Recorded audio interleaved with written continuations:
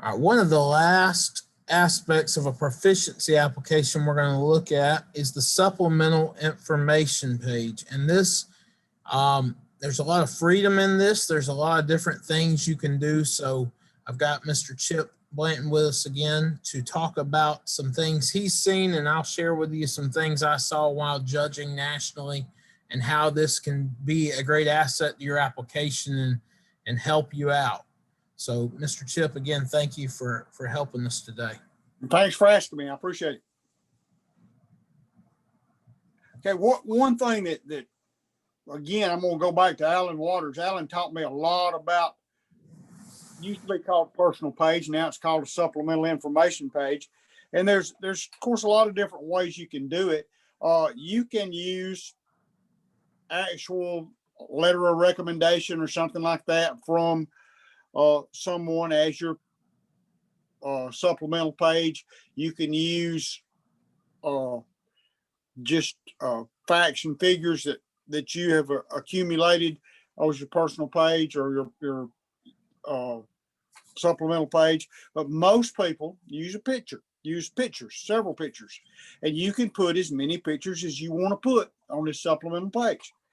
But what you're wanting to do is you're wanting to tell the story of your SAE.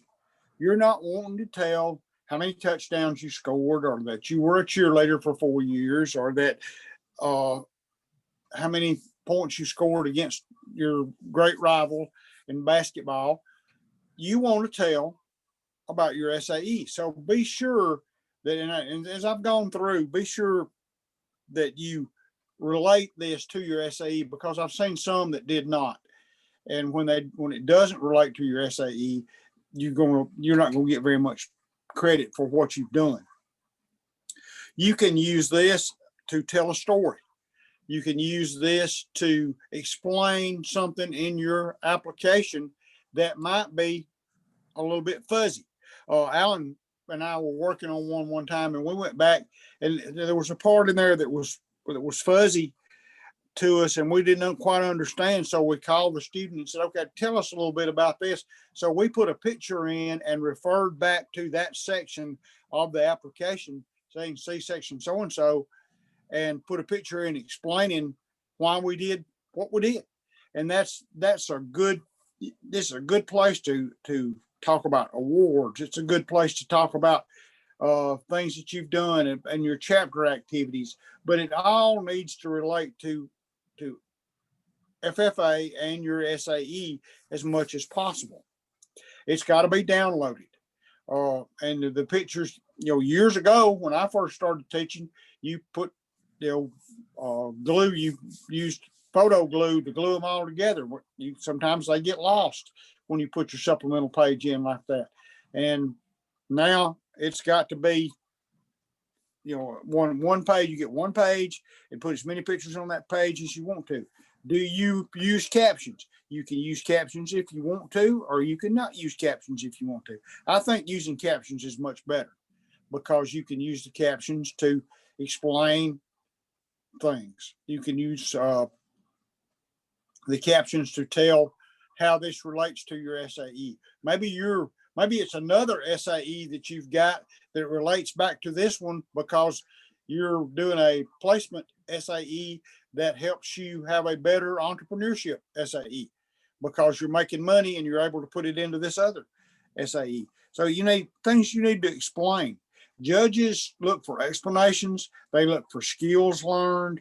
They look for anything educational. So as you're going through, the better you explain what you're doing and why you're doing it. Again, the old who, what, when, where, why, and how is a good way to look at how to do a good supplemental information page.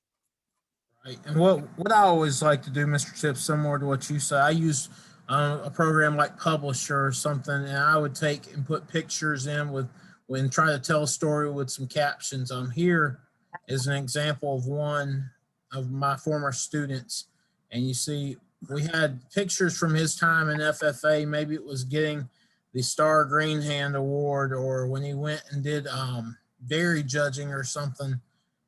as well as some things of our crime prevention program, and tried to relate all those back with a story. Um, I always thought of this as a good way to show a little bit extra about their FFA journey Right. while telling how it's influenced their SAE project currently. Uh, when I Absolutely. was when I was judging, I saw everything from somebody had scanned in a newspaper article about the student. I thought that was good. Saw business cards, especially with a lot of the entrepreneurs.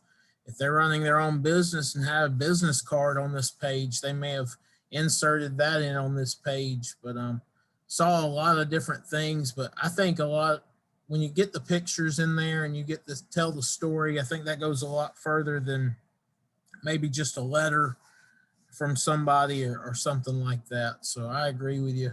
I think pictures and captions are the way to go for this. So. It's also a great place to show growth. If you can if you've got pictures of a student and an SAE that started doing whatever their SAE relates to back when they were in 5th grade, put it in there, because it doesn't matter right here. This is going to show, hey, I've been interested in this for a long time. And this is, I know we judged one at National when I was there. A young lady was started working in Louisiana for a company that raised alligators, a farm that raised alligators. And she started in the office, and she wanted to actually get out and collect alligator eggs. And she ended up being a national finalist. And it showed pictures of her in the office, and then it showed pictures of her transforming or into the person that gathered the eggs. And then she was take the alligators when they got to be 4 feet long, and they had to release a certain amount of them back into the environment. So it showed her carrying those alligators out and releasing them. So it showed growth. And that's why you want to tell that story with growth and with skills learned and things like that. So again, certainly want to tell the story of your SAE and your experience with your SAE, not just your extracurriculars. And then again, like Mr. Chip said, make sure it's one page. I had several come in front and back. It's one page, just one side of the page. Otherwise, you risk losing points on this section. And again, make sure if you have any dates in there that is not for the current year, but for the previous year. We had a few when I was judging that would put something in the current year, a date in on a caption. So all this should be December 31st of the previous year. Absolutely right. They'll catch it every time. Yeah. Well, thank you, Mr. Chip, again for all of your helpful tips. I feel these are really going to help some of our students and advisors improve the quality of their applications.